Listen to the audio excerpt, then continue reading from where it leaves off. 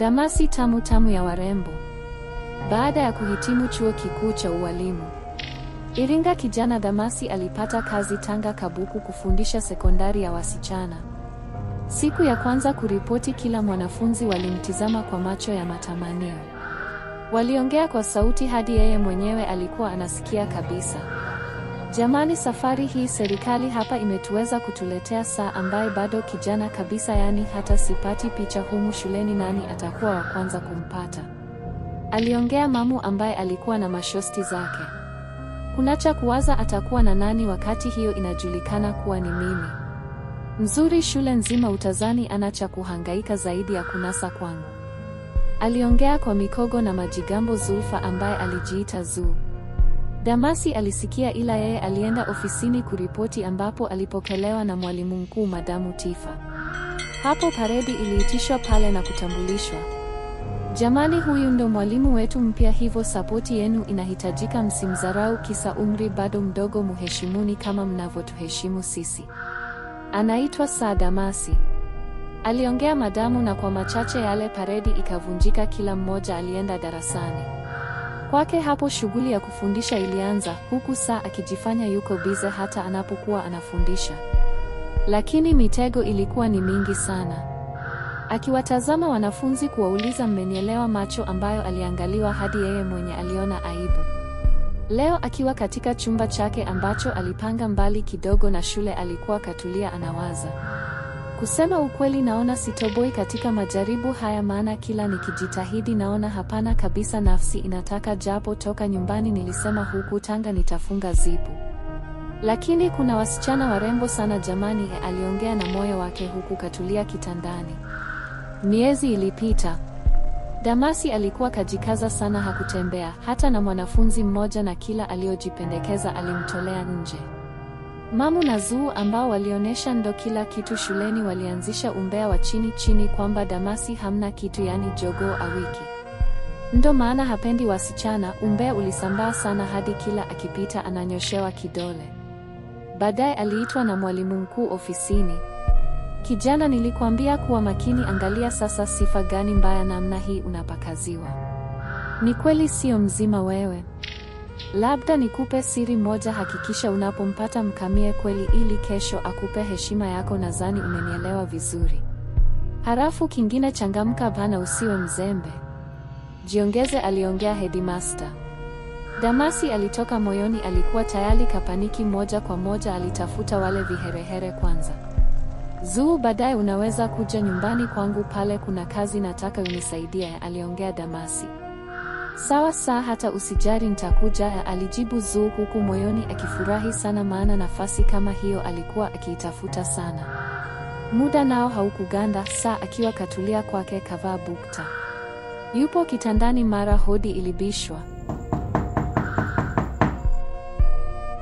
Hapo alivaa singlendi na kwenda kufungua mlango. Alikutana na mtoto Zuu ambaye alikuwa ananukia marashi, sio mchezo. Pili, vazi ambalo kavaa ilikuwa ni hatari. Karibu ndani, aliongea Damasi ambaye kidogo alimshangaa, maana mtoto wa kike alipendeza sana.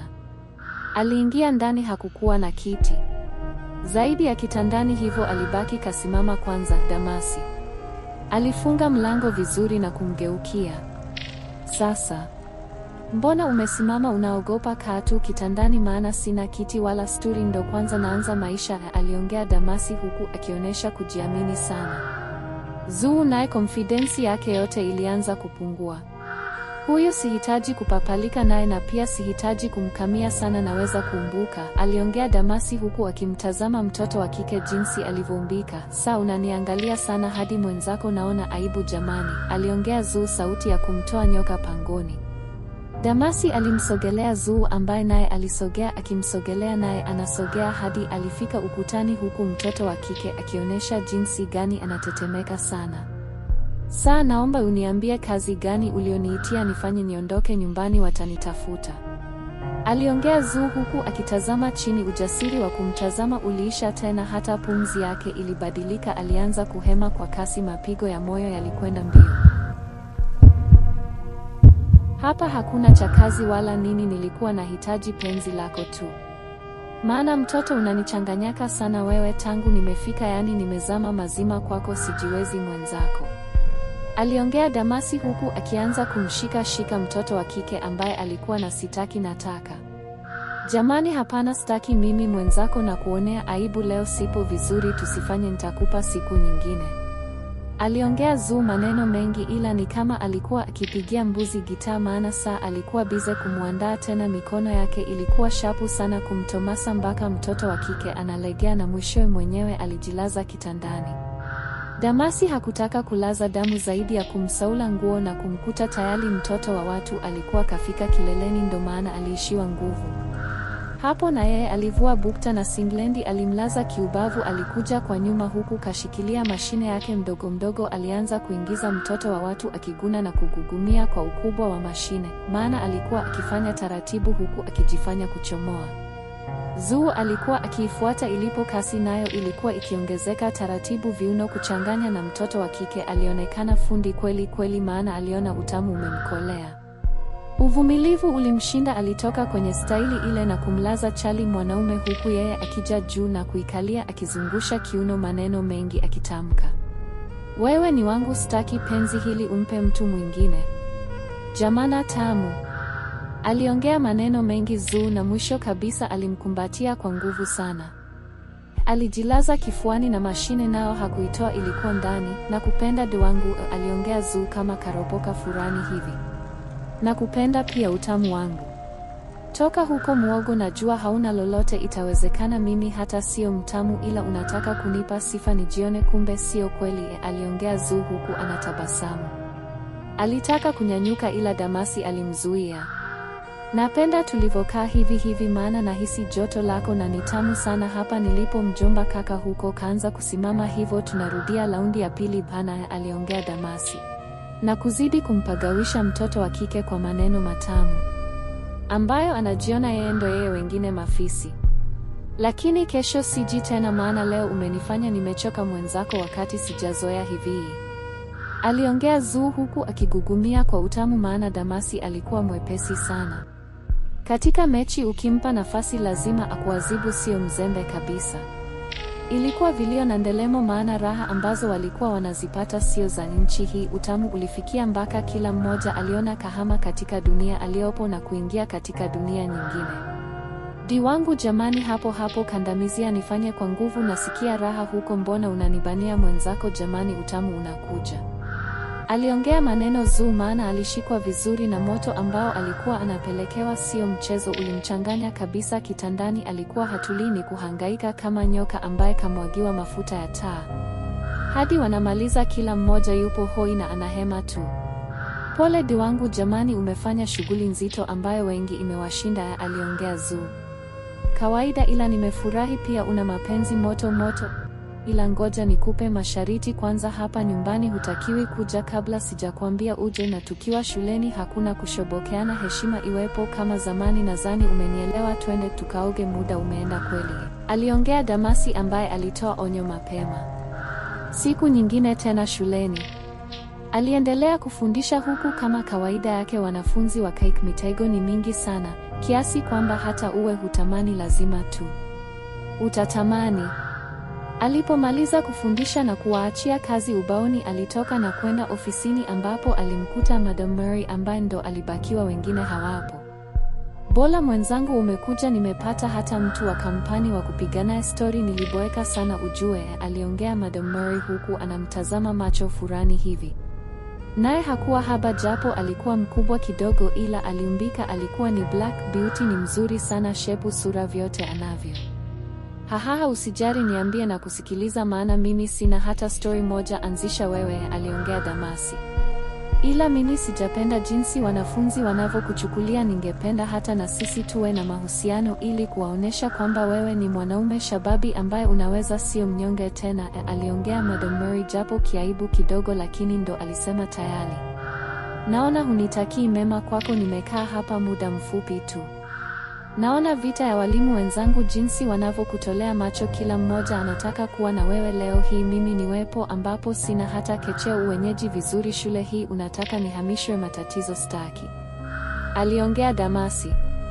Hebu acha ujinga wewe, kila mmoja anapenda anapopataka, sio kulazimishwa na kingine. Mimi nimekupenda wewe na nitakulinda kwa chochote, hivyo nipende na mimi. Kabla ya maongezi kuisha, alimuona mwalimu mkuu akiingia mule ndani. Hapo Damasi alitoka nje na kuwaacha huku akizunguka huku na kule katika majengo. Sasa wakati hana hili wala lile, sangapi asikutane na mama. Weye, hebu njoo hapa, huku unafanyeje na muda wa darasani huu? Aliuliza Damasi huku kamkazia macho kweli hadi mtoto wa kike alitetemeka sana. Nilikuwa na nanili, mbona sir, hakuna chochote nilichokifanya kibaya, alijibu kwa kujingata sana mamu mpaka Damasi akashindwa kumwelewa vizuri. Sasa sikia, baadaye uje pale kwangu ninapoishi, nina kazi yako sasa, ole wako usije, aliongea Damasi na kuanza kuondoka huku hana wasiwasi, maana anajua na leo tena lazima atatetema kimayele tu. Muda ulifika wa nyumbani. Damasi alirudi kwake kama kawaida yake. Alioga kwanza, kisha hapo aliingia ndani na kuanza kuperuzi mtandaoni huku kiunoni kajifunga taulo. Basi ndani hana kitu wala nini na yupo kifua wazi. Katulia kwa muda kidogo. Mlango uligongwa haraka sana. Alienda kufungua, alikuta mamu ndo kaja tena, akionyesha kapendeza sana, manukato mazuri yenye kuvutia katika harufu ya pua. Karibu ndani, mbona umesimama mlangoni tu? Aliongea Damaso, na mtoto wa kike hakusema chochote zaidi. Alizama ndani, ila huku moyoni akionyesha jinsi gani anahofu sana, anatetemeka kweli. Karibu ukae, hakuna kiti, kaa tu kwenye kitanda, hakuna shida, aliongea Damasi baada ya kufunga na mlango. Hapana, naogopa. Kwanza umefunga mlango hapo ndo umezidi kunitisha, aliongea mamu huku anatetemeka kweli. Hebu acha utoto nawe, wakati mkubwa tu ambaye umejua kunichanganya mwenzako navyokutamani kila muda nikikuona, aliongea Damasi huku akimshika na kumvutia kwake. Mtoto alikuja mazima kabisa tena mpaka kifuani. Hapo sasa ndo mwanaume alipata nafasi. Alimshika kiuno na kuanza kumnyonya denda taratibu, huku ushirikiano ukiwa mkubwa wa kutosha, mikono ikifanya kazi yake ya kumtomasa. Mamu ambaye hakuwa haba aliumbika sana, bodi nyuma alikuwa nalo kubwa tu. Alimtomasa na kumshika makalio, mwisho alianza kumpambarua viwalo kimoja baada ya kingine na kubakiwa mtupu. Hapo shughuli ilianzia hapo hapo, maana alimnyanyua mguu mmoja juu na mkono ulikuja kumshika kwenye bega lake. Alichomeka mashine taratibu kwenye papachu, huku mtoto wa kike akitetemeka akiisikilizia namna inavyoingia, maana kwa utamu wake alifanya kufumba na macho kabisa. Damasi aliingiza yote ndani mpaka mamu alipandisha kiuno juu na kusimamia vidole, akimaanisha sasa imeingia na tayari imefika mwisho kabisa, yani imegota kiuno. Alianza kuzungusha kwa madaha sana, huku sauti za mahaba zikitanda chumbani.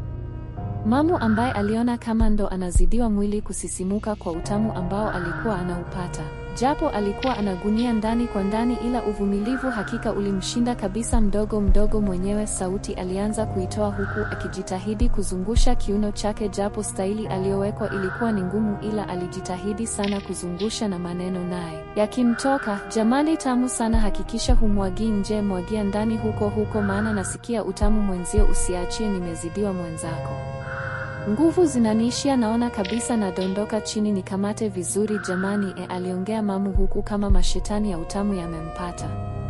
Damasi alimwachia staili ile na yeye alilala chari. Kisha mtoto wa kike alikuja juu na kuanza kukatika huku akifumba na macho. Denda alikuwa anamnyonya na kunguruma ndani tu kwa raha anazopata utamu. Haikuchukua muda, wote walifika mshindo, huku kila mmoja akimkumbatia mwenzake kwa nguvu sana, hatamani hata kumwachia, yani jinsi gani utamu wa penzi ulivyo wa Korea. Kwa Zuu akiwa na mashoti zake wanapiga story. Ila nyinyi acheni kabisa, kuna wanaume jamani watamu, hata ukishinda unafanya naye mapenzi hujutii wala humii, zaidi ya kusikia utamu anajua mapenzi, tena anajua kumchezea mwanamke, kweli sio mchezo, hakika niliyompata simwachi, aliongea Zuu kwa majigambo, huku akionyesha kweli kazama kwenye penzi mazima, mtoto wa watu, tena miguu yote kaingia. Sasa hapo shosti, bado umetuacha njia panda, hebu tuambie basi mwanaume mwenyewe ni nani, maana kila mmoja hapa ana shauku ya kutaka kumuona au kumjua kabisa. Si unajua tena, aliuliza Naimu. Nataka kumjua ili mumuibe, maana hamchelewi nyinyi, ila safari hii lazima nitazaa na mtu ambaye atanichukulia kipenzi changu cha moyo wangu, yule ndo mwanaume ambaye nampenda sana jamani, aliongea Zuu huku akionyesha kweli kapenda. Kumbe sasa hivi udugu wangu tumeanza kufichana vitu. Hakika nimeona kama maajabu ujue, ila endelea kumficha, siku moja tutamjua na kumchukua kusudi, huku tukisema hatukujua wako ni bora utuambie mapema, aliongea Naimu. Yaani mmetumia mbinu zote mpaka niwatajie tu? Sawa, unadhani kuna mwanaume mwingine na mtamu kama Saa Damasi? Jamani, anapeleka moto kweli kweli, aliongea Zuu huku anajishaua kweli. Kama nilijua tu. Sasa muda wote ndo unatulingia kututajia haya wako, basi hakuna wa kumtaka tena, na aliongea Naimu, ila huku moyoni kila mmoja akijisemea, hapa lazima na mimi nimuonje nijue utamu wake, siwezi kabisa kusikia kwa watu tu. Bana, lazima na mimi nifurahi tu. Kila mwanamke alikuwepo pale alijisemea huku akicheka kinafiki tu. Kwa Damasi mwenyewe sasa, tayari alikuwa kashafanya zaidi ya mara 3 hivyo, kila mmoja yupo hoi kweli, kachoka sana. Na kuomba tafadhali usiniache jamani, mimi nakupenda kweli na nimezama mazima kwako, ukiniacha hakika nitajifanyia kitu kibasa sana tena kwako hapa hapa, na aliongea Mamu huku akimaanisha kweli. Siwezi kukuacha na kupenda sana na mimi, wewe ndo kipenzi changu, ila shariti hutakiwi kuja hapa bila kunipa taarifa, na kingine mpaka nikuite ndo uje, si unajua tena macho ya watu sio mazuri, umakini unahitajika kweli, sijui tumeelewana, aliongea Damasi huku akimaanisha. Nimekuelewa kipenzi, nitafuta kama ulivyoniambia, siwezi kukudondosha, kuwa na amani, aliongea Mamu. Walizungumza mengi sana, tena maneno matamu ya kuvutia hadi mabusu, na mwisho wakaagana na kuondoka zake Mamu. Siku zilizidi kusonga, Damasi akizidi kuwachakaza wanafunzi. Ilifika mahali mwalimu mkuu aliamua kumuita sasa, maana aliona kijana anapeleka moto sana. Kijana, huku sasa unakoelekea siko na kuja, likija kutokea tatizo tambua siwezi kukusaidia, habudili na watu ambao shule wameacha, sio wanafunzi. Hata kitu gani unapata huko mimi siwezi kukupa, alisema Madam huku anamkazia jicho Damasi. Nimekuelewa mkuu, nitalifanyia kazi, alisema Damasi na kutoka nje. Muda ulivyofika wa kutoka shule, wakati Damasi hana hili wala lile, mara Madam Murray alimfuata na kuanza kutembea wote. Hapa leo sikudanganyi, tunaenda wote mpaka kwako, lazima ukanipandue tu. Haiwezekani kila siku unanipa karenda tu, na mimi binadamu nina hamu pana, aliongea Madam Murray huku akimaanisha. Sawa, Damasi alisema. Sawa, napitia nyumbani alafu nakuja kwako nikukute. Kwa sababu hapakuwa mbali sana, Damasi alifika na kupitiliza bafuni kuoga, maana alijua leo ana mechi ya maana, hakutaka uzembe kabisa. Alimaliza na kutulia ndani akiwa na taulo. Haikuchukua muda, Madam Murray alifika tena akiwa na dela, ambapo ndani hakuwa kavalia chochote, yupo mtupu. Damasi hakuwa na palala zaidi ya kufunga mlango vizuri, na mziki wake aliweka ili hata sauti ikitoka basi itamezwa na mziki ule. Hapo walisimama na kuanza kunyonyana denda, huku mikono ikishuka hadi kwenye makalio, na kuona Madam hajavaa chochote ndani. Hii ndo ilizidi kuamsha mashetani kweli. Hamu ilizidi kumpanda na kubinya makalio ya Madamu Mary. Kumtomasa ilikuwa kwa sana. Madam alibaki kuunguruma tu na miguno, maana Damasi alionekana fundi katika mchezo ule, tena alijua kumfanya mwanamke ajione yuko sayali nyingine. Alimchezea vya kutosha, na sasa aliona mtoto wa kike kaiva anahitaji kuliwa kabisa. Alimvua dela na kutaka kuweka mashine, ila Madam alimzuia kwanza. Acha papala bana, umenichezea mimi mpaka nimefunga goli, sasa hivi ni zamu yako, na wewe ni kuoneshe jinsi gani mtu mzima anajua mambo, aliongea Madam Murray, ambaye alimvua taulo ile na kumwacha mtupu, huku masheni ilikuwa imeshimama. Hatari ilikuwa inanesa tu. Kwa hasira, alipiga magoti chini na kuanza kuinyonya kwa madaha kama pipi alamba tena, huku mkono mmoja ukichezea kende, jambo ambalo lilifanya uvumilivu umshinde Damasi, maana aliona kabisa utamu na joto lililopo mule anapizi mdomoni. Hapo wazungu walikuwa wanakuja kwa kasi sana. Inatosha jamani, nitakukojolea mdomoni bana, na mimi sitaki, tufanye kwanza, sitaki nimwagie nje Madamu, aliongea Damasi huku akianza kuganda kuonesha sasa muda sio mrefu atafika kileleni. Ila ni kama Madam alikuwa hasikii hivi, maana aliendelea kunyonya mpaka alihakikisha sasa mwanaume anaunguruma, kumaanisha sasa anataka kumwaga kabisa hapo. Alitoa mdomoni na alisimama na kumkumbatia. Mashine ilikusa kitumbua huku inamwaga damasi kwa utamu alioupata. Hakuamini kabisa kama ndo yeye anafanyiwa vile tena, hadi nguvu zilimuishia kabisa. Alijilaza kwenye kitanda huku anahema kweli. Jamani, pole kipenzi changu, ila nadhani umeenjoy kama mimi. Sasa hapa ndo mechi tunaweza kufanya, sio unapizi haraka bana, aliongea Madam Mary huku akitabasamu, na uzuri wake ulizidi kumchanganya kabisa Damasi, ambaye alibaki kumtazama kwa makusudi na manjonjo kabisa. Alienda juu na kumlalia kifuani. Kaa ukijua mimi nakupenda sana, tafadhali sitaki kusikia una mwanamke mwingine, maana utaniumiza roho yangu, kwako nimezama mazima mwenzako, aliongea Madam Mary huku akisikilizia jinsi mashine inavyojitutumua katikati ya mapaja yake. Maneno kidogo, kazi kwa sana sasa hivi, nahitaji penzi story baadaye bana, nadhani umenielewa vizuri, aliongea Damasi na kumgeuza Madam ambaye alilalia tumbo kidume. Alikuja nyuma kabisa na kutanua mapaja hapo katikati. Alizama na kuchomeka mashine ambayo ilikuwa na hamu sana, ilionyesha ina hasira. Alisikilizia joto la kitumbua cha Madam ambaye alikuwa anatikisa makalio kuonesha sasa imeingia na ipo katika sehemu mwafaka kwa utamu ule. Viuno vikaanza, huyu anashuka chini, huyu anapanda juu, na wanakutana katikati. Ulikuwa sio utamu wa nchi hii wanaupata, kiasi kwamba kila mmoja alitoa mguno wake. Penzi lilinoga sana, maana walibadilisha kila staili, kuna radha yake, na mpaka wanakuja kumaliza ilikuwa ni saa 4 usiku. Kila mmoja yupo hoi, walijikongoja na kwenda kuoga, huku Madam akiwasha moto kwa msela. Alipika kabisa, walikula hapo kidogo, nguvu zilirudi na Madam ndo aliamua kuaga ili kuondoka. Kipenzi, acha mimi niende kwangu leo, siwezi kulala kwako, ila siku nyingine mechi itapigwa mpaka asubuhi, ila asante sana, unajua kunikanda kweli, aliongea Madam Mary. Asante pia, penzi lako tamu, umefanya nimeishiwa nguvu kabisa, hata kukusindikiza siwezi, hivyo wewe nenda tu, utanisamehe, aliongea Damasi. Usijari kipenzi, usiku mwema mwaya, aliongea Madam Mary na kuondoka zake, huku Sadi akifunga mlango na kulala. Madam Mary hata hakufika mbali, alidakwa mkono na mwalimu mkuu Madamu Tifa, tena akionyesha kachukia kweli. Hasira alizonazo sio za mchezo. Tena alionyesha kachukia kweli, hasira alizonazo sio za mchezo. Bibi wewe vipi, mbona unanivuta kwa hasira kama unanidai na sasa hivi usiku, aliongea Madam Mary, tena ikionyesha kabisa na yeye kachukia. Hivi ujaona wanaume wote mpaka uwe na Damasi ujui kama ni mtu wangu? Kwanza umetoka kwa Damasi kufanya nini? Mwalimu mkuu aliuliza.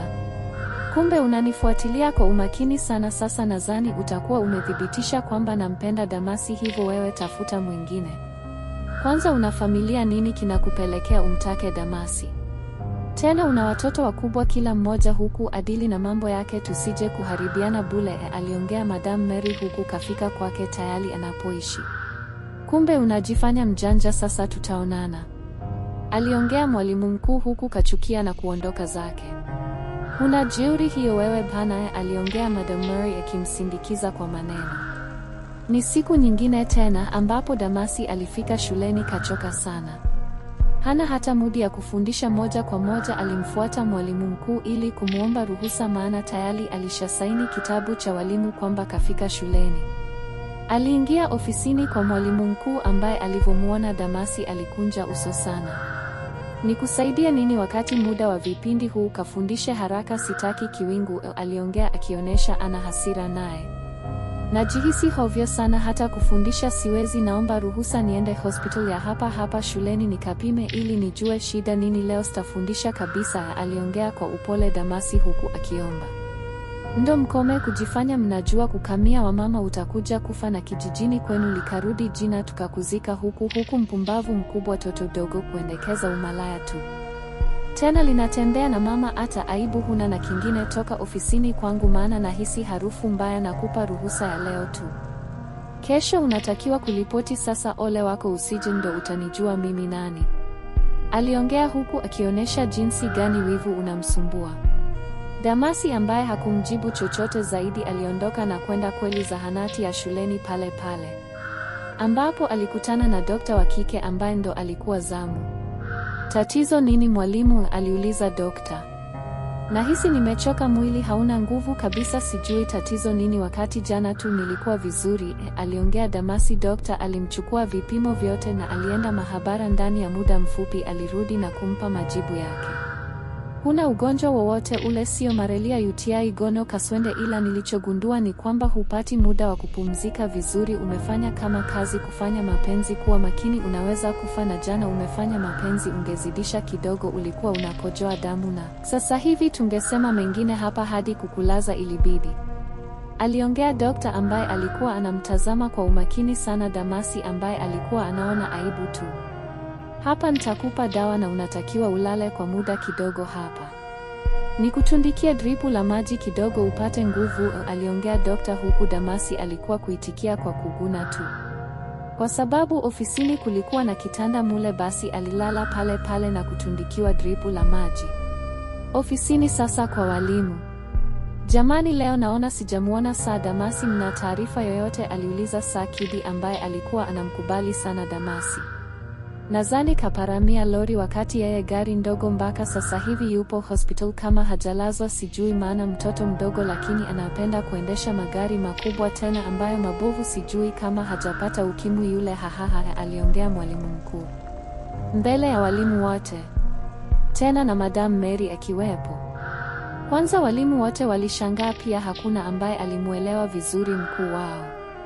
Umetutia kwenye mafumbo, hebu fafanua vizuri ili nikuelewe au tukuelewe mkuu, aliuliza tena Saa Kidi. Nadhani huu mchezo hauhitaji hasira, wenye dimbili peke ndio wamenielewa, aliongea mwalimu mkuu huku bado anacheka. Kisha akiondoka zake hapo, waliangaliana walimu, ila uvumilivu kwa Madam Mary ulikuwa mdogo. Alitoka ofisini ile kwenda zahanati ya pale shuleni kumtazama ili kumjulia hali, maana alikuwa anampenda sana kijana yule, japo alimzidi umri mkubwa, ila mapenzi ni matamu na kazama mazima katika penzi la kijana mdogo. Kwa Mamu na Zuu wakiwa na kikosi chao wanapiga story sasa. Ila mwenzenu jamani, nashindwa kujizuia sasa hivi, najikuta nampenda sana Damasi, yani nisipomuona moyo wangu unaingia unyonge na ukakasi, najisikia vibaya kweli, nimependa mazima, aliongea Mamu huku akiwa kama karegea macho akizungusha. Huwezi kunishinda mimi, kama nikimpata nitampenda na kumtunza, nitampa chochote akitakacho, yule ndo mwanaume wa maisha yangu kabisa, kila nikimtazama ndotoni ananijia, hata sielewi, nachanganyikiwa kabisa jamani, aliongea Zuu naye huku mashosti wakicheka tu. Sasa bora ya wewe mwenzako, kuna muda huwa naota kabisa kwamba ananifanya mpaka nikiamka asubuhi najikuta tayari nimekichafua. Kwanza ukitazama kifua chake, sura yake, tabasamu lake, hapo ndo nakuja kuchanganyikiwa jamani, unaniweza de wangu, aliongea Mamu. Yani ilikuwa kama wanashindana furani hivi. Ila kikao chao kilikuja kuvunjika baada ya kumuona mwalimu mkuu akipita mitaa ile. Hapo kila mmoja alitulia kimya na walijifanya wapo bize kusoma. Madam Mary alifika zahanati na moja kwa moja aliulizia na kuambiwa yupo sehemu gani. Alitembea mpaka ofisini kwa dokta ambapo alimkuta akimalizia kutoa dripu, maana tayari lilishaisha. Jamani, pole sana Saa Damasi, tatizo nini? Harafu hata hutoi taarifa walimu wenzako tuje kukupa msaada, aliongea Madam Mary moja kwa moja alivyofika tu. Ni kawaida, mbona sema nashukuru, sasa hivi nahisi safi, maana asubuhi nguvu ziliniisha kabisa. Asante daktari, nitakulipa kwa wema wako, aliongea Sir Damasi huku wakitoka. Usijari, ndo kazi yangu, ukijisikia vibaya usisite kuja na mimi nitakutibu, aliongea daktari. Njiani sasa Madam Mary na Sir Damasi. Nilikuwa naona jinsi gani yule mwanamke anavyokutazama kwa matamanio, na mimi nilishakwambia kabisa staki unichanganye na wanawake wengine, tafadhali kuwa makini, shauri yako, aliongea Madam kwa wivu akionesha. Jamani, hata mgonjwa ulitaka awe mkali kwangu au hutambui tunahitajika kubembelezwa sisi? Tatizo umekalili vana, harafu punguza wivu wa kijinga, huwa sipendi kabisa, aliongea Damasi huku kajifanya kachukia. Na wewe hutaniwi bana, ila tambua na kupenda sana bana, usije kunifanya niumie, mimi sipendi, nahitaji kuenjoy tu, aliongea Madam Mary. Walifika nyumbani na Damasi alitulia kitandani, ambapo hapo aliandaliwa msosi na kusisitizwa kunywa dawa, kisha Madam aliaga na kurudi shuleni kufundisha. Siku zilisonga, ilipita wiki 2. Damasi hakufanya mapenzi na mwanamke yoyote yule, maana alijitahidi kuvumilia sana, tena kwa mbinde sana, maana mashine moja kwa moja ilikuwa inamtesa kusimama ikihitaji. Siku hiyo ilikuwa weekend. Aliamua kwenda kwa dokta, ambapo alimkuta mwenyewe jengo zima, wengi hawapo, walikwenda mapumzikoni kidogo kula bata. Vipi, naona uko mwenyewe jamani, huogopi jengo zima? Na aliongea saa Damasi alivyofika tu.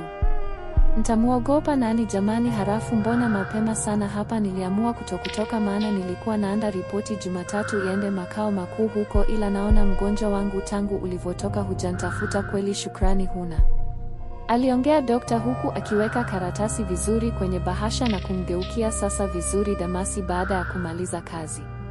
Leo bana, ndo nimekuja na zawadi yako, ila sijui kama utaipenda au hutoipenda, aliongea Damasi.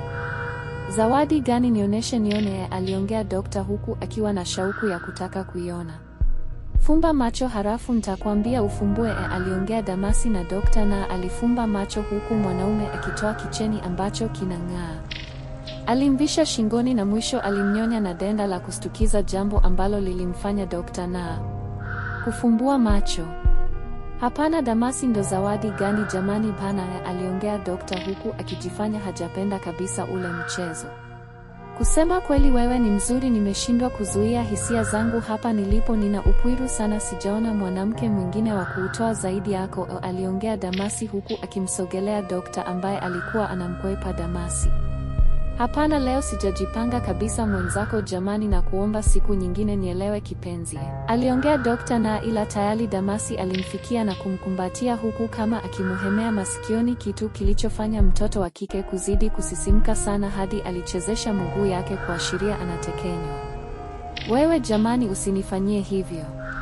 Pumzi ilianza kuwa nzito, kitu ambacho hata macho alianza kulegeza. Anahema kweli kweli. Jamani, na kuomba usinifanyie hivyo mwenzako, pia hapa tupo kazini, nitakupa siku nyingine. Na alijitahidi sana, ila Damasi alijizima data.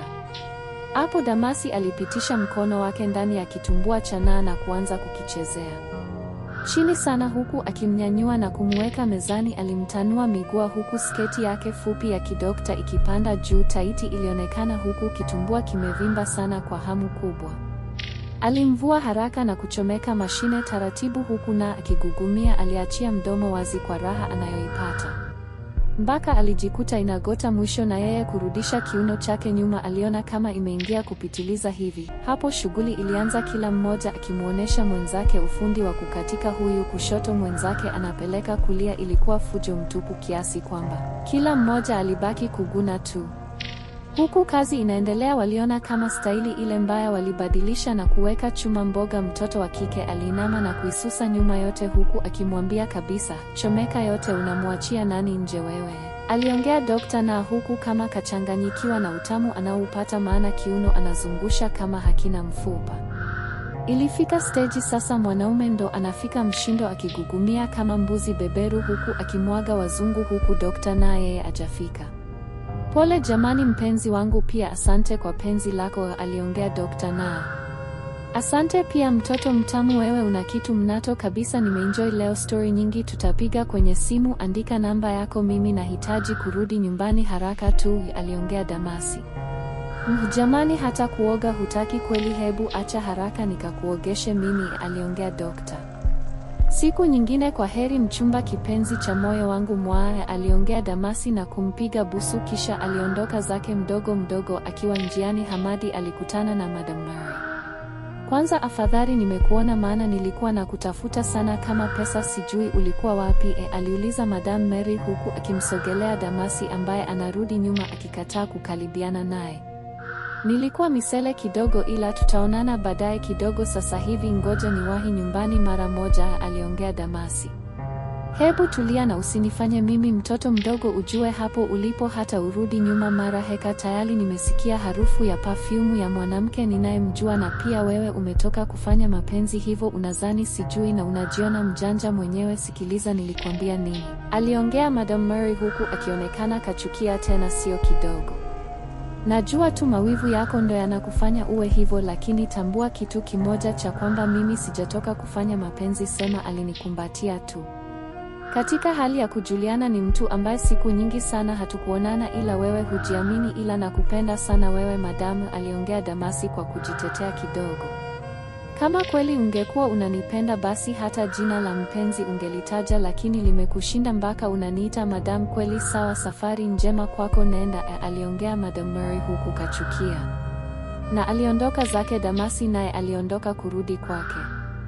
Damasi naye aliondoka kwenda kwake huku moyoni akijisemea, nilikuwa na bambwa hapa na shughuli ilikuwa ngumu sana, japo najua kachukia na kakasirika, ila kwangu yule ni kama chai na mkate, mimi ndo chai, yeye mkate, lazima atalainika tu, aliongea Damasi na kufika kwake kwa Dr. Na ambaye alitoka ofisini huku akionyesha ni mtu mwenye furaha hadi nyumbani kwake na kujitupia kitandani, kisha alianza kuhesabu makenchi huku akikenua moja kwa moja. Ila yule kaka jamani, kidogo tu tumefanya, lakini kaniteka kabisa katika hisia zangu hapa nilipo, sijielewi kabisa, nashindwa kujua hapo ndo hajanikamia kweli, aliongea Dokta huku anacheka tu. Tukikutana nataka na mimi nimuoneshe maufundi yangu alionifundisha bibi, tuone nani zaidi lazima apige saruti kwangu, ila mwenzenu nampenda, aliongea Dokta. Na ghafla rafiki yake aliingia na kumkuta shosti kama kapagawa hivi. Mwenzangu, ndo nini tena, mbona kama unaongea peke yako, ujue unanichanganya, una shida gani? Aliongea Nesi Eni. Na alistuka na kumuona rafiki yake huku akijicheka tu mwenyewe, maana hajui nini aseme. Nimezama mwenzako kwenye penzi mpaka nachanganyikiwa, yule mkaka mzuri na anajua shughuli kweli, aliongea Dokta. Ndo maana leo ofisini hukutaka kuondoka, harafu baadaye niliona kama yule mwalimu mpya kijana akiingia, kumbe ndo shemeji, nimemjua sasa, aliongea Nesi Eni huku akicheka. Kweli dunia haina siri jamani, hii nilizani hamjaniona, ila kumbe macho kodo kweli, sasa umemjua, hakikisha unakaa mbali, ole wako tutaumizana. Siku nyingine tena ambapo sasa Damasi katulia kitandani. Maana ilikuwa Jumapili, hakutaka kutoka kabisa, ila mlango ukagongwa, alijikongoja huku akiwa mnyonge kweli, alivaa taulo na kwenda kufungua mlango. Alikutana na sura ya Madam Mary ikiwa na tabasamu pana kweli. Mbona asubuhi kuna nini tena jamani? Aliuliza Damasi. Nimeshindwa kupata usingizi kabisa hapa nilipo, zimenizidi na hakuna mwingine zaidi yako wa kuzitoa hapa, naomba kuingia ndani unikamie mpaka nilizike mwenyewe, aliongea Madam Mary wakati Damasi anajishauri tayari. Madam alizama ndani tena kwa kumpiga kikumbo, hapo hakuwa na namna zaidi, alizama na yeye ndani akifunga mlango, na alipotupia jicho kitandani alikuta tayari Madam kachojoa nguo na kabaki mtupu hapo. Mwanaume akasema, usintanie wewe, kumbe hunijui, na yeye alitoa taulo kisha akamfuata huku mashine ikinesa kiasi kwamba Madam mwenyewe alibaki kutabasamu tu.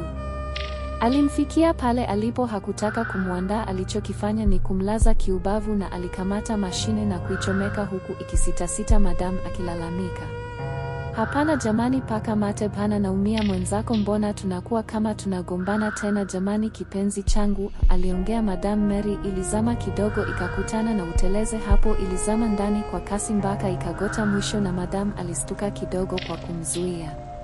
Hapo viuno vilianza sasa. Leo hakuwa Damasi yule ambaye anaanza taratibu, alianza na mwendo kasi moja kwa moja, tena hakuwa na utani. Alikuwa anashindilia kweli hadi mtu anagunia tu. Alikuwa anashindilia kweli hadi mtu anaguna tu.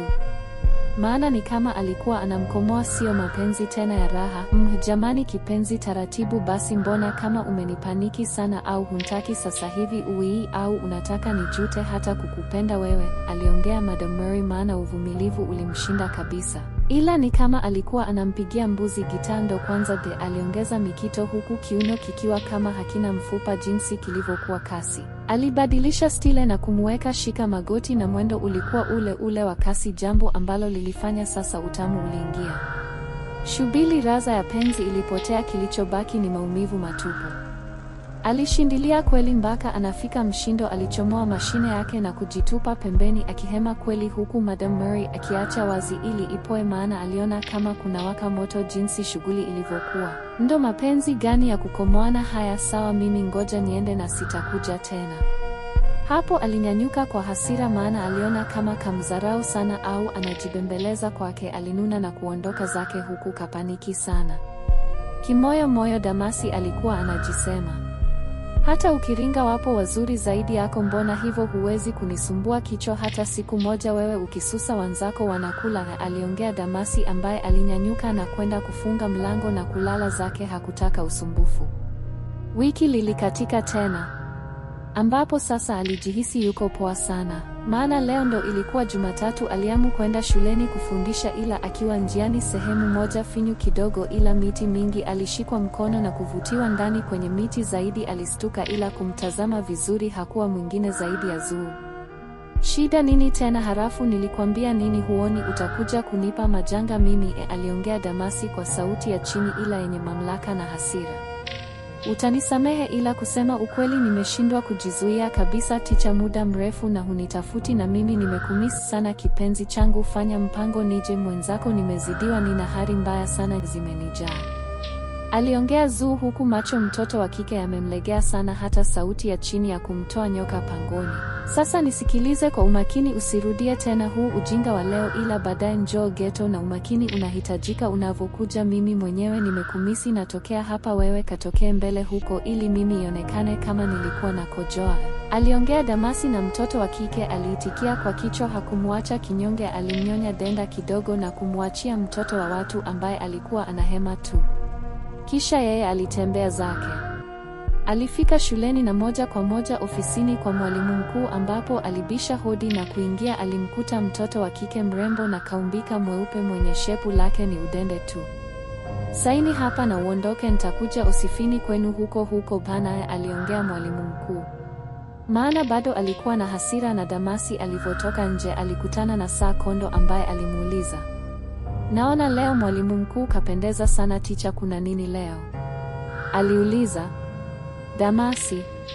Mi sijui, naona kava kimitego. Muda wa kazi uliisha. Damasi alirudi nyumbani kwake huku akiwahi kweli, maana alikuwa na promise. Alifika nyumbani, alioga chapu na kutenga msosi, alikula. Sasa hapo aliamua kutulia kitandani akimsubiri kwa hamu Zuu, mtoto mwenye kitumbua mnato, na pia alijua kudeka kwa mahaba, ndo kitu kilichomchanganya zaidi. Kweli saa moja ndani ya kigiza kimeingia mtoto wa kike. Alifika na kugonga mlango. Alienda kufungua, alimkuta Zuu ambaye hakutaka kumkalisha nje. Alizama ndani mtoto wa kike kwenye mwaga. Huko ndani aliona pigo za leo.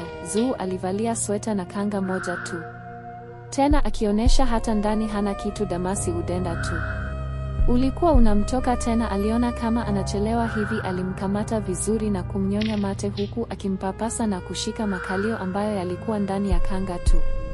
Mikono ilipanda juu mpaka katika matiti ambayo yalisimama saa sita tena, yamejaa kweli, hayajalegea. Sio ya kuvaa shidilia. Alianza kuyatomasa. Aliona kama hafaidi hivi, alimvua sweta na kanga, huku mtoto wa kike naye alikuja na ufundi wake. Alimtoa tauro na kumwambia atulie kwanza, ache papara. Alimlaza kitandani na kuanza kumfanyia masaji, tena akimkanda mdogo mdogo. Hapo mtoto wa kiume alibaki kuguna tu, maana mikono milaini ya Zuu ilizidi kumpapasa vizuri, huku akifika kwenye mashine ambayo ilisimama kwa hasira. Mkononi alikuwa kapaka mafuta, hivyo alikuwa kama anampigisha mwanaume. Ni kuunguruma moja kwa moja, maana utamu aliokuwa akiupata sio wa nchi hii. Hadi ilifikia sasa muda aliona anahitaji kumwaga. Jamani kipenzi, mbona unantesa hivi? Mtoto wa mwanamke mwenzako nipe bana, nahitaji kukojoa mimi, aliongea kwa sauti ya huruma sana Damasi, kama anaomba hivi. Tulia kwanza kipenzi changu, leo mimi nimekuja kwa ajili yako tu. Hata ukitaka tulale sawa, hivyo nahitaji show ya maana, nisikusumbue mwezi mzima, aliongea Zuu huku akimnong'oneza kwa sauti tamu kabisa. Aliuguruma mpaka akamwaga kabisa, na hapo alibaki kuhema kwanza. Pole kipenzi changu jamani, aliongea Zuu. Mwanaume kwanza alishuka kitandani na kwenda kunywa maji, na aliporudi alifikia kuanza kumchezea Zuu. Mdomo upo kwenye chuchu, mkono upo kwenye kitumbua. Kila kiungo kilifanya kazi yake kwa ufasaha zaidi, hadi mtu alianza kujinyosha kama nyoka aliyomwagiwa mafuta ya taa. Jinsi utamu aliokuwa akiupata, alikuwa anaguna kama anataka kulia vile. Hiyo ndo ilimfanya Damasi azidi kufanya kazi yake kwa ufasaha zaidi, na mwisho aliona kweli mtoto kaiva, sasa anapaswa kuliwa kabisa. Hapo alimuweka tayari kuliwa staili. ya kifo cha mende kwanza, maana ndo staili yenye utamu zaidi. Kipenzi taratibu jamani, mwenzako nasikia utamu na raha yake unaponikuna hapo hapo. Kandamizia baba watoto, kandamizia kwa ndani jamani, usichomoe kwa nguvu. Alikuwa analalamika Zuu mtoto wa kike, huku akizungusha kiuno kama hakina mfupa, maana aliona utamu unamzidia mpaka unapalia kwa raha anazopata. Walifika kileleni, raha na utamu wa mapenzi, huku kila mmoja akimtazama mwenzake kwa jicho furani hivi. Acha nikupatie hongera zako, nitakuwa mchoyo wa kukupa sifa nisiposema haya kuhusu wewe, aliongea Damasi na kutulia akimtazama usoni Zuu, binti mrembo sana ambaye alikuwa ana uweupe fulani wa maji ya kunde tu.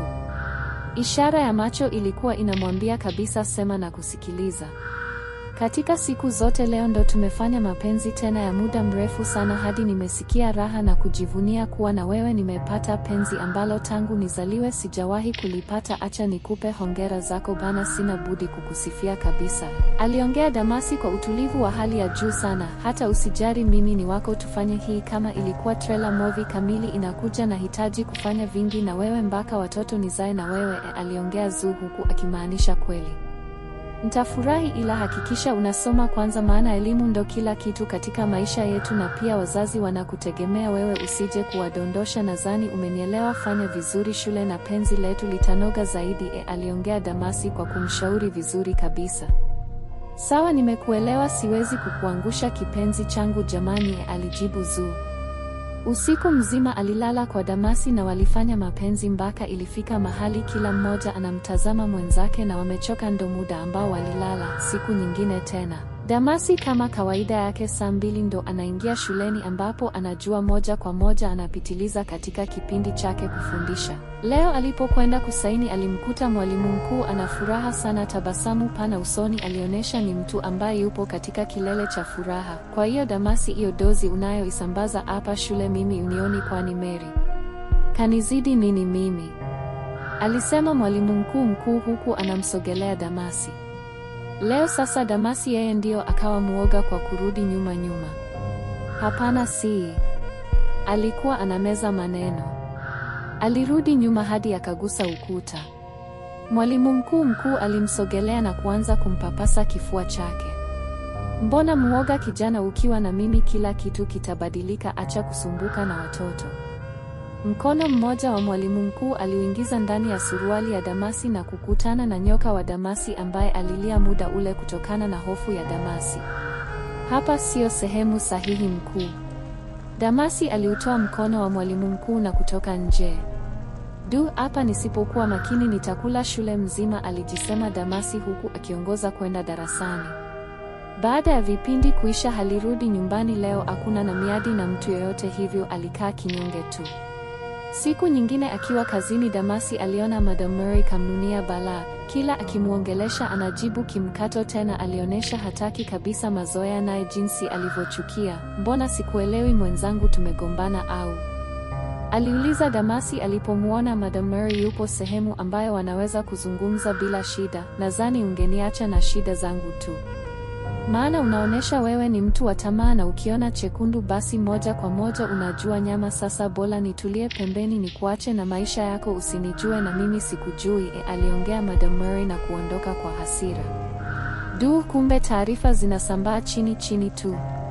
Ila sio mbaya, aliongea mwenyewe. Damasi aliendelea na kazi mpaka jioni. Leo hakuamua kwenda nyumbani kwa sababu alijua anachunguzwa sana. Mdogo alienda hadi zahanati ambapo alimuulizia Dr. na aliambiwa yupo kwake. Alionyeshwa na nyumba kabisa ambayo haikuwa mbali sana na zahanati ya shule. Alichapa miguu haraka na kufika. Alibisha hodi, sauti tamu ilimuitikia na alisubiri kidogo. Mlango ukafunguliwa, mtoto wa kike akiwa katika mtandio laini wenye kuangaza, ambapo ndani ya mwili wake unaona kila kitu. Hapo Damasi udenda tu ulikuwa unamtoka kwa matamanio. Jamani wao kipenzi, siamini kama leo umekuja kwangu kunitembelea, naona kama maajabu hivi, aliongea Dr. na huku kamkumbatia. Kweli Damasi, kuna watu bana watatuona, hebu tuingie ndani kwanza kipenzi, aliongea Damasi kwa kumnong'oneza mtoto wa kike ambaye alizidi kusisimka hatari. Alijikuta ndo anazidi kumkumbatia. Hapo Damasi alimnyanyua huku kashika makalio mpaka kitandani na kumbwaga, huku akirudi kufunga mlango vizuri na kushusha pazia katika dirisha. Hapo sasa ndo alimrudia mwanamke kitandani. Kwanza alimtoa mtandio huku na yeye akipunguza nguo na kubakiwa na boksa. Mtoto wa kike alikuwa mtupu kabisa. Alikamatia chuchu na kuanza kunyonya. Mkono mmoja ulishuka hadi katika kitumbua na kuanza kukipapasa taratibu, kweli jambo ambalo mtoto wa watu alishindwa kuvumilia kabisa. Zaidi alianza kutoa sauti za utamu na raha anazozipata. Aliacha kumnyonya chuchu na mikono ndo ilipandisha kule, ila mdomo ulishuka mpaka kwenye kitovu na kuanza kumramba. Raha ambayo alikuwa anaisikia na ilikuwa siyo ya mchezo mwenyewe tu. Alianza kutafuta mashine iko wapi ili ajichomeke, lakini Damasi aliificha. Hakutaka. Mapema alimchezea mpaka mtoto wa watu alikojoa hoi kabisa. Alibaki anahema tu, maana shughuli ilikuwa siyo ya mchezo. Ndo kwanza hata hakumuweka mashine hapo. Usiku tutalala kweli? Mbona kama unanipelekea moto sana jamani, aliongea Dr. Na, maana aliona shughuli siyo ya kitoto iliyopo. Tatizo lako wewe ni mtamu, hata hunihishi hamu, kila nikikutazama na kutamani tena. Jamani, usinisifie sana mwenzako mpaka naona aibu hata kukutazama, nipe sifa kidogo tu. Zinanitosha kipenzi. Sawa, aliongea Dr. Na, ila moyoni mwake alikuwa anasikia raha sana. Msosi uliiva na watu walikula na shughuli ilikuwa ni ile ile, kufanya mapenzi mpaka walipopitiwa na usingizi. Kuja kustuka ni saa 4 asubuhi tena. Simu ya Dr. Na iliwashitua wote. Tumelala sana hadi majirani tayari wameamka jamani, aliongea Damasi kwa hofu. Acha kuogopa, jiamini, mtoto wa kiume bana. Harafu isingekuwa simu ya kazi leo tungekesha tena, aliongea kwa utani Dr. Na huku anatabasamu. Wewe unataka kuniua mtoto wa mwanamke mwenzio? Naona huna nia nzuri na mimi. Wewe hapa nilipo naona kiuno chote kinauma, aliongea Damasi. Walienda bafuni pamoja na kuoga kwa raha zao, huku cha asubuhi kilipatikana huko na Damasi alijiandaa pale pale na kwenda shuleni, ila kila alipopita aliona kama watu wanamnyooshea vidole hivi. Hakuelewa tatizo nini. Alinyoosha moja kwa moja ofisini kwa mwalimu mkuu kusaini kama ilivyokuwa ada. Leo alimkuta mkuu wake kanuna kweli, maana hata salamu aliyompatia hakuitikia. Kavimba tena sana tu. Alisaini na kutaka kuondoka zake, ila aliitwa. Hivi unataka kujiona kidume sana Damasi au nini? Shule nzima sasa hivi ni stori yako tu. Unazungumziwa jinsi ulivyokuwa kwa Dr. Na. Mbona sikuelewi, unanichanganya, ujue una nini? Lakini aliuliza mwalimu mkuu huku kachukia na kuvimba kwa hasira sana. Nadhani kila mmoja angefuata maisha yake kuliko kufuatiliana na mkisema sijui mnifuatilie mtapata tabu nyingi sana na muda wenu mtaupoteza, aliongea Damasi huku katulia sana tena anajiamini. Hivi ninavyoona huna muda mrefu katika shule hii, utakimbia mwenyewe majanga ambayo unayatafuta. Huo ndo ukweli. Kuwa makini usije kujidanganya labda na kuonea zaidi na kuonea huruma jinsi unavyolazimisha matatizo kwa nguvu, aliongea mwalimu mkuu huku katulia.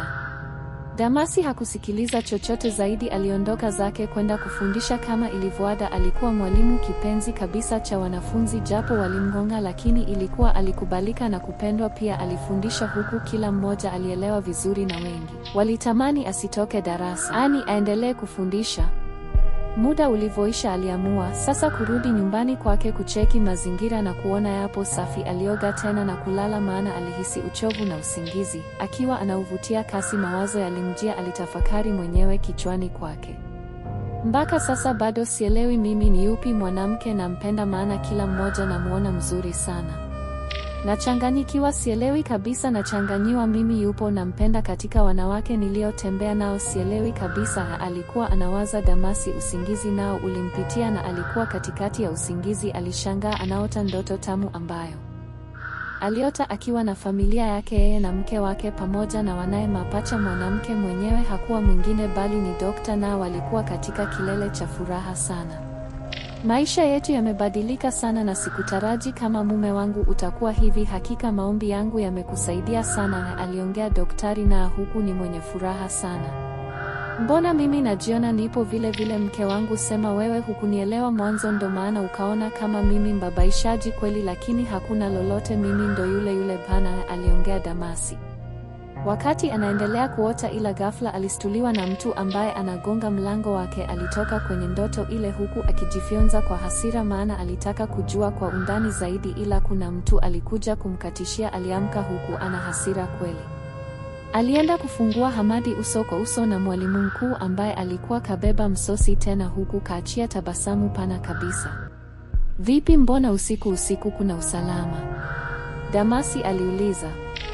Jamani, hivyo ndio unakaribishaga wageni? Mwalimu mkuu alioji.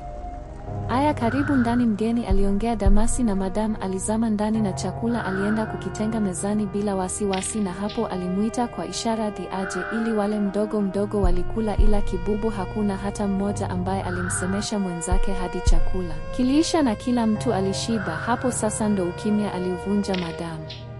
Leo mimi mgeni wako nahitaji kulala jirani yako, unikumbatie kwa nguvu maana nimeshindwa kujizuia juu yako na kupenda, aliongea madam huku kainamia chini kwa aibu.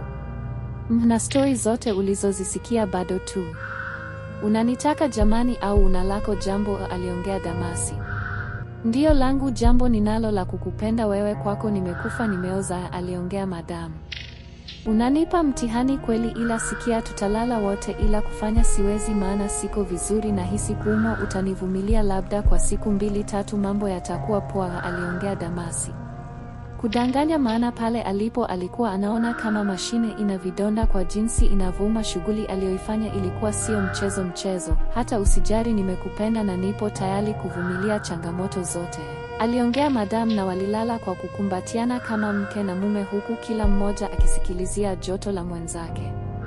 Japo hasi na chanya hazikai pamoja ila Damasi alijitahidi sana kuvumilia kwa sababu hakuwa na namna, mashine inauma, hakutaka kuumia zaidi kuongeza tatizo japo aliona ni majaribu kabisa. Mwalimu mkuu naye alikuwa ana mitego sio haba kwa sababu mara amlalie kifuani, mara amwekee mapacha, mara kiuno akirudishe nyuma na makalio yake yaguse kabisa mashine ambayo imesimama kwa hasira. Ilikuwa tabu tupu ila changamoto zote alikubali kupitia Damasi huku akijiapiza siku yake itafika na atasema vyote muache ajishaue tu. Mbona kama unanitenga bana? Jamani, naomba unikumbatie mwenzako, na hisi baridi maana wewe mwenyewe unajua sasa hivi wakati wa mvua, aliongea kwa madeko madam, ambapo Damasi hakusema chochote zaidi. Alimkumbatia kweli na usingizi uliendelea katika changamoto kubwa ambayo alipitia Damasi usiku mzima. Ilikuwa ndo ile japo alijitahidi sana kuvumilia. Asubuhi ilifika, alikuwa hoi kweli, kwa mashine kusimama hadi mishipa ilikuwa inamuuma. Fasta alioga na kuingia zake shuleni kama ilivyokuwa ratiba yake inamtaka bila wasiwasi. Alipitia kusaini kwa mkuu wake ambaye jana walilala wote. Aliendelea na shughuli zake mpaka mida ya mchana ambapo alikutana na mamu ambaye walitafuta chemba nzuri na kupumzika ili kuongea. Shida nini? Maana nilikwambia kabisa mimi ndo nitakutafuta sio wewe untafute, au huelewi Kiswahili labda? Aliuliza Damasi kwa hasira kidogo. Ni kweli usemacho, ila nimekuitia jamno la muhimu sana tujadili mimi na wewe, majanga yasije kutokea bule baadaye ukanilaumu. Sitaki mimi, aliongea mamu ambaye alionyesha kweli yupo siriazi. Niambie jambo gani hilo? Mbona kama unataka kunitisha tena, au una mimba wewe? Usije kusema hivyo ujue na isiwe kweli, aliongea Damasi huku akianza kuwa na hofu sasa. Ndiyo, nina mimba na hapa sitambui nifanye nini, nimechanganyikiwa hapa nilipo mwenzako, ila hakuna ambaye anatambua siri hii, ninayo mimi mwenyewe, aliongea mamu huku katulia sana. Damasi alihisi kuchanganyikiwa maana aliona kama jela sasa inamuita tena na kazi atakosa. Sasa hakuna jinsi zaidi kwenda kuitoa kabla haijakuwa na isijulikane. Umenielewa vizuri? Niambie gharama shingapi nikupatie uende mjini fasta, aliongea Damasi huku anatetemeka sana. Sawa, japo kishingo upande maana nilihitaji nikuzalie, mbona bado miezi nimalize shule na nitaenda chuo huko nikiwa na mwanangu, kumbukumbu ya maisha yangu, aliongea mamu kwa unyonge. Hebu acha ujinga wewe, ukatoe mimba haraka sana hiyo na staki kusikia au kuona, na ole wako usiende kutoa, ndo utanijua mimi nani, aliongea Damasi, ambapo alifungua wareti na kutoa pesa taslimu 300,000 na kumkabidhi mamu ambaye alipokea huku kitabasamu. Damasi alihisi kachanganyikiwa siku yake, aliona kama imeingia balaa na mikosi. Alienda moja kwa moja nyumbani kwake kujipumzisha huku akifikiria mengi sana jinsi itakavyokuwa kama atakamatwa. Mlango wake uligongwa sana, ila hakufungua. Alitulia kimya kabisa. Hapa sina jinsi, lazima nimtafute Nazuu ili nitambue mzima, nisije kujiaminisha kitu cha kijinga kumbe naye anayo, ili nijue na sovu vipi matatizo, aliongea Damasi mwenyewe na kukubaliana na akili yake. Aliwaza sana mpaka usingizi ulimchukua na alilala sana. Anakuja kustuka saa 2 usiku, njaa inamuuma na geto kwake mazaga yameisha. Hapo aliamua kutoka ili atokeze mjini anunue chakula, maana alikuwa na ubao kweli. Katika mizunguko yake alivyofika mjini aliweza kukutana na Zuu, mtoto wa kike ambaye alizidi kupendeza, sio usiku wala mchana. Hebu njoo chemba mara moja tuzungumze kwanza, maana sasa hivi mnataka kunichanganya kabisa, aliongea Damasi ambaye alimshika mkono Zuu na kwenda sehemu yenye giza kidogo. Vipi usiku huu, unatafuta nini au ndo unanichiti? Je, ukipata mimba harafu baadaye unisingizie mimi wakati mhusika atakuwa mwingine? Aliuliza Damasi kwa akili sana, maana hakutaka kukurupuka moja kwa moja kumuuliza eti una mimba, ila aliuliza kidizaini fulani hivi. Mimi ni mtu najitambua, hivyo mimba kwangu kupata ni ngumu, naenda na hesabu kali sana, na pia hapa namsaidia mama biashara ya chakula, nipo na mama, kuwa na amani, siwezi kabisa kukuchiti na kupenda wewe tu. Sawa, twende ukanihudumie chakula nikalale zangu mimi, aliongea Damasi. Kidogo alionyesha ana amani na furaha. Ni siku nyingine tena kama kawaida. Katika majukumu ya kazi alifanya vipindi vyake vilivyoisha. Alirudi ofisini na bahati nzuri alimkuta mwalimu mkuu ambaye alikuwa bize na majukumu yake. Bola, sasa nimekukuta tena peke yako, tuzungumze kwanza, aliongea Damasi kwa kutulia sana. Niambie, kuna nini kipya tena jamani mpenzi, aliuliza madamu. Siku zote nakula kwa macho, ila leo nataka kwa mdomo, hivyo fanya mpango uje tufanye, maana kila nikikuona udenda tu. Unantoka mwenzako, aliongea Damasi huku akijiramba na midomo kabisa.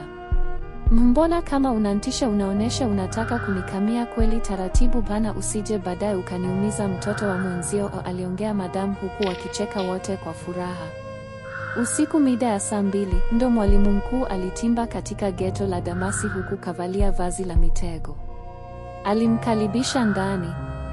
Baada ya stori chache, uvumilivu ulimshinda kabisa. Damasi aliona kama anachelewa, hivyo ikambidi kwanza anze kumsogelea ili apate denda na masuala mengine, lakini mtoto wa kike naye akawa kama anafanya mchezo, akija kulia yeye anaenda kushoto na akienda kushoto yeye anaenda kulia. Ilikuwa ni mchezo tu.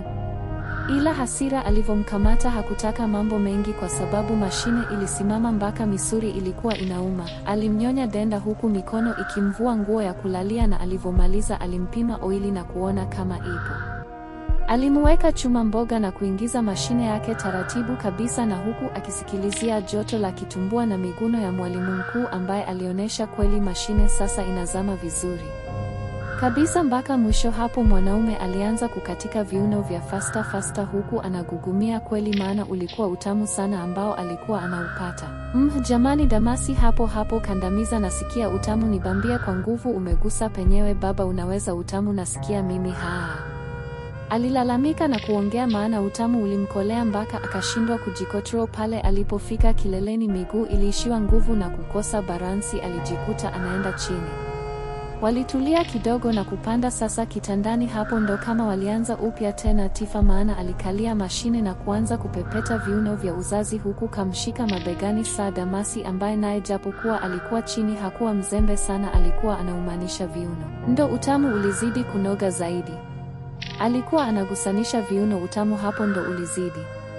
Ilifika mahali mtoto wa kike alichanganya kweli kwenye kukatika. Ilikuwa ni ishara tosha kabisa kwamba anakaribia kufika kileleni. Hata Damasi mwenyewe aliona hivyo, alimpindua haraka na kumweka kiubavu na kuanza kushindilia mashine kiasi kwamba mwalimu mkuu uvumilivu ulimshinda. Alijikuta anatoa ukelele wa raha na utamu huku akimkumbatia kwa nguvu Damasi ambaye alijikuta akimwaga na kutulia kimya, kila mmoja akihema tu. Acha nikupe maua yako, hakika unaweza sana Damasi, jinsi ulivyo na vitu ambavyo unavifanya ni viwili tofauti, nimesikia raha sana. Baada ya wiki moja kupita, penzi la mwalimu mkuu na Damasi lilikolea kiasi kwamba Damasi aliamua kutulia wanawake wengine kama aliwaacha kimya kimya. Hii ni kwa sababu mwalimu mkuu alikuwa akimpa kila kitu anachotaka, pesa na hata muda mwingie kumwambia asifundishe. Hivyo Damasi alimwahidi kutomchiti. Miezi ilikata, Damasi akushoboka na wengine alibaki na mwalimu mkuu. Lakini wanasema siku za mwizi ni 40. Taarifa ilisambaa ya kwamba Mamu ana mimba na nia mwalimu Damasi. Hapo mwalimu mkuu alivyoipata hiyo taarifa alichukia sana. Yaani huyu mwanaume nampa kila kitu bado anasumbuka na vitoto. Sasa nitamkomesha. Hakutaka kulaza damu.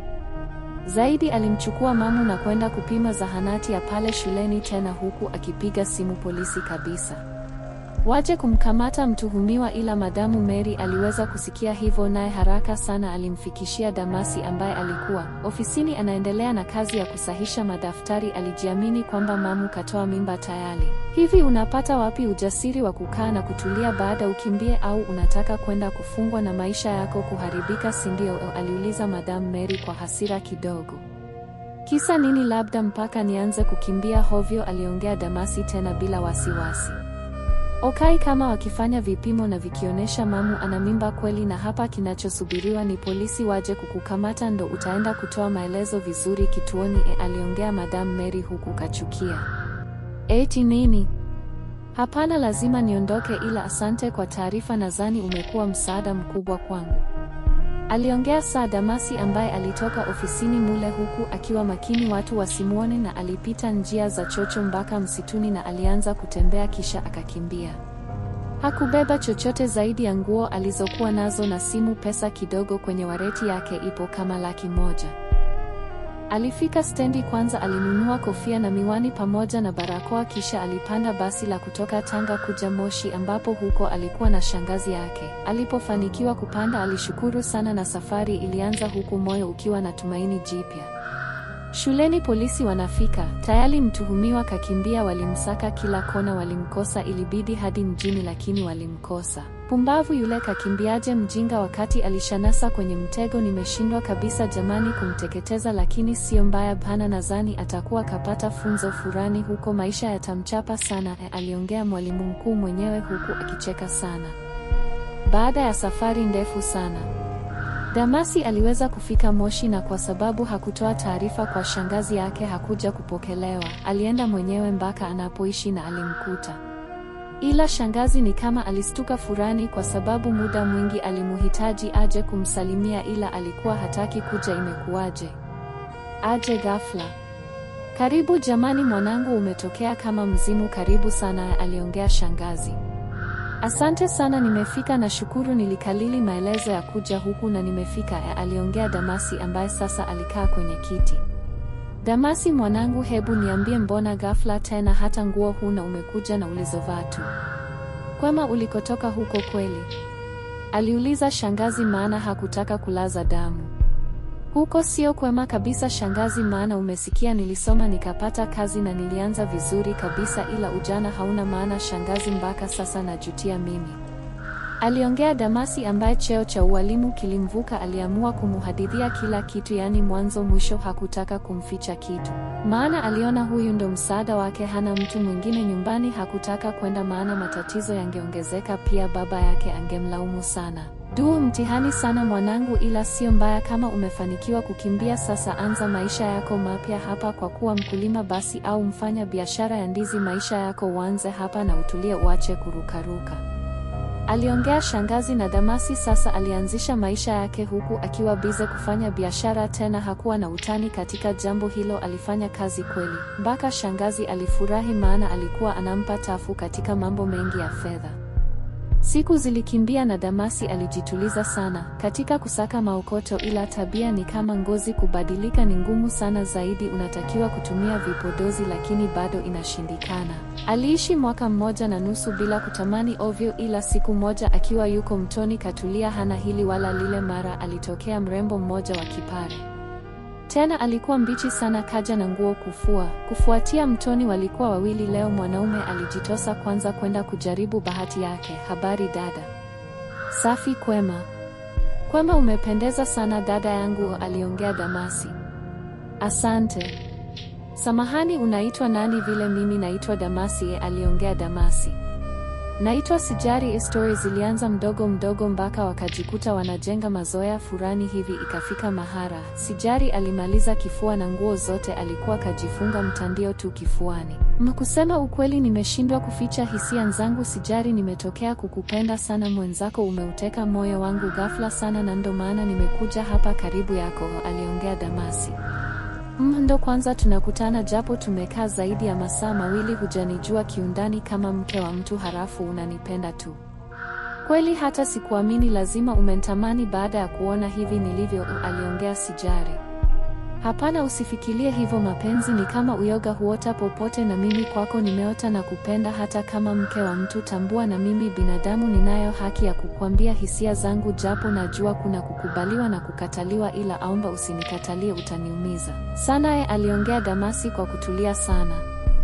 Lakini wewe mkaka, jamani, mbona unakuwa hivyo? Usiniangalie bana hadi nakosa nguvu mwenzako ya kukujibu, hata ujasiri nakosa kabisa, sijui nikupe jibu gani, hebu jiongeze mwenyewe bana, aliongea Sijari bila kutambua anamruhusu fisi mwenye njaa kali katika bucha yake.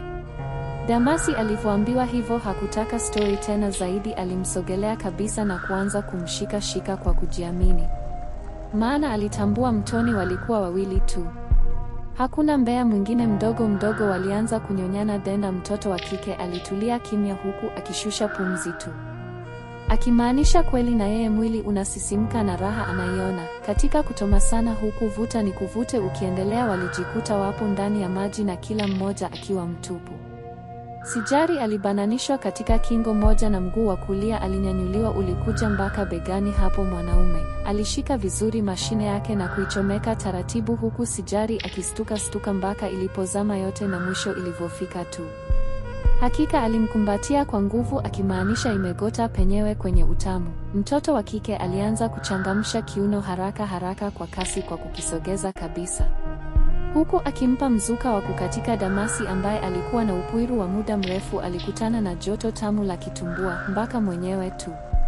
Hakuchukua laundi nyingi sana, alimwaga bao la kwanza huku mashine imesimama vile vile kwa hasira, yani tena ni kama ndo imechokozwa hivi. Kwanza walibadilisha staili na kupinda mgongo, shughuli ilikuwa kulitafuta bao la pili, ambapo hapo ndo walikesha kidogo, japokuwa Sijari alifika mshindo zaidi ya mara 2 na alikuwa anaelekea ya tatu. Hakuwa mnyonge kumsapote mwanaume ambaye alimpatia kitumbua chote tena kwa moyo mmoja. Walibadili staili nyingi tu mpaka wanafika mshindo, kila mmoja yupo hoi kweli tena walifanya kujiachia na kudondokea kwenye maji walau wapumue vizuri. Acha nikupe maua yako, kweli wewe ni mwanaume unajua sana mapenzi, hakika umenifanya nienjoy na kufurahia penzi tangu nianze kufanya leo, ndo nimejua wanaume wengi wa huku kijijini wanakamia tu bila kujua mwanamke anahitaji na yeye kutomaswa kidogo na kuchezewa ili azame kwenye hisia, aliongea katulia sana Sijari. Asante, pia na wewe unaweza, ila hukunipa jibu linaloeleweka. Hivi umeolewa au bado? aliuliza Damasi, maana tayari alishampenda Sijari. Nisikudanganye tu, mimi nimeolewa, ila ndo hivyo, wanaume wengi hawajui mapenzi, wanachowaza wao ni kuchomeka mashine tu, kujilizisha. Yeye akimwaga basi anajiona mjanja na kusahau kwamba kuna mwenzangu naye anahitaji kufurahia penzi, aliongea Sijari kwa unyonge. Ila siwezi kukuacha kwa penzi hili ulionipa, niambia wapi tuwe tunakutana wapi? Damasi aliuliza. Kwa kesho itakuwa ngumu, ila kesho kutwa nitaenda kuokota kuni, wewe njoo tukutane katika migomba yenu, nitakusubiria upande wa juu, hivyo kazi kwako mida ya saa 4 asubuhi, aliongea Sijari. Na waliongea mambo mengi huku akisimuliwa madhaifu ya mume wa Sijari, na walijikuta mpaka saa 9 kila mmoja ndo anaondoka kurudi kwao. Leo alimkuta shangazi ni kama anamsubiri nje kwa hamu kubwa, mpaka aliingiwa na hofu kidogo. Shangazi, kuna shida au mbona kama ulivyokaa unanitisha kabisa? aliuliza Damasi. Nimekaa hapa nimewaza na kuwazua, nimeona kabisa huu ndo muda mwafaka wa wewe kuoa ili utulie, la sivyo naona majanga makubwa yatakukuta kijijini hapa, wengi ni wake za watu, unafikiri utashindwa kutembea nao kweli? aliongea shangazi kwa mafumbo kidogo, ila Damasi alishajua kwamba kastukiwa sasa. Shangazi bana, ila sio mbaya, acha nifanye biashara kwa hasira mwaka huu ili mwakani nioe sasa, maana hata umri unakwenda, aliongea Damasi huku akitabasamu. Ni sawa, ila katika nyendo zako umakini unatakiwa sana, hivyo tambua unaingilia wapi na kuja kutokea watu. Fanya mambo yako kwa siri.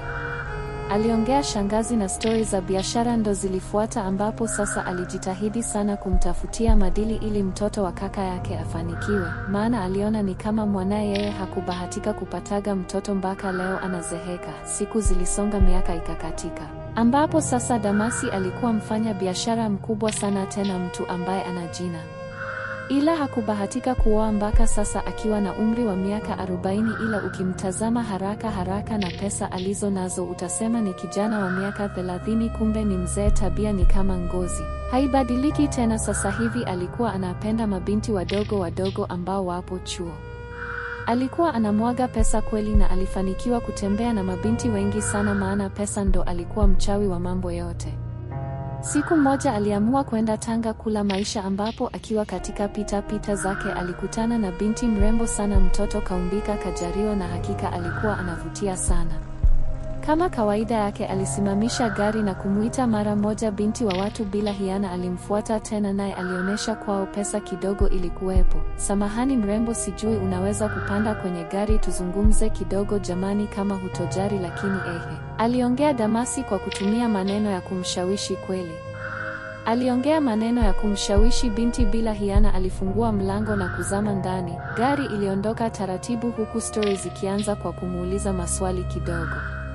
Unaitwa nani mrembo? Halime.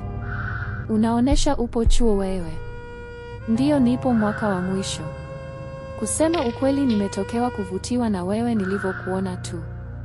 Moyo wangu umekupenda, hata usishangae na kuona ni ghafla, lakini nimekupenda kweli. Nahitaji kukuoa wewe, aliongea Damasi huku katulia.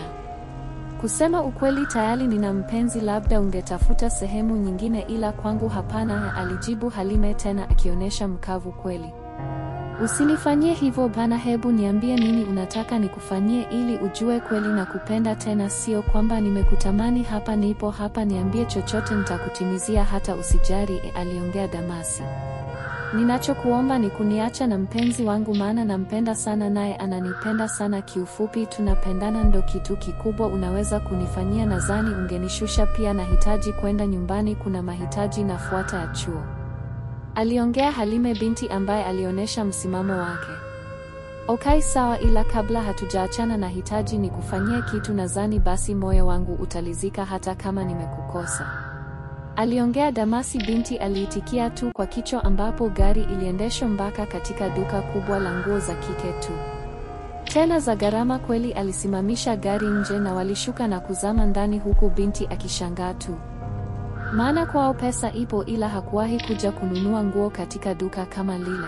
Usiulize kitu, chagua nguo ambazo zinakufaa na za kutosha, nitalipia, hata usiwe na wasiwasi, aliongea Damasi. Mara ya kwanza ni kama Halime alisitasita, ila Damasi alimwekea mkazo wa kwamba asiwe na wasiwasi. Mtoto wa kike alichagua nguo za kutosha na begi jipya, kisha alimwambia tayari alizochukua zinamtosha. Walienda kwenye malipo, ambapo walifika na nguo, kisha Damasi aliuliza bei. Shingapi dada huyu katumia? aliuliza Damasi. Kwa nguo alizochukua thamani yake 500,000 kaka yangu, alizungumza muuzaji, kitu ambacho kilimstua sana Halime, ambaye alishangaa sana, maana hata nguo 6 hazikufika. Damasi alitoa kadi na kulipia. Walitoka nje, huku mtoto wa kike bado haamini kama ni kweli. Sasa bado jambo la mwisho, kisha kila mmoja atafuata njia yake, aliongea Damasi. Wakati huo mtoto wa kike alikuwa kimya, hana hata cha kuongea. Sasa nikutakie masomo mema na wasalimia wazazi, japo umenikataa, lakini moyo wangu umelizika kuona umepokea zawadi yangu, aliongea Damasi, ambaye aliita taksi na kumlipia kabisa kwa masaa yaliyobaki atembee anakotaka hata asijari, na pia alihesabu kama 500,000, kisha alimpatia na namba zake za simu. Usisite kunitafuta, maana mimi na wewe tunaweza kuwa marafiki pia, kwa heli, aliongea Damasi na kuondoka zake, akimwacha Halime katulia kama kapigwa na bumbuazi hivi, hadi alipostuliwa na dereva taksi.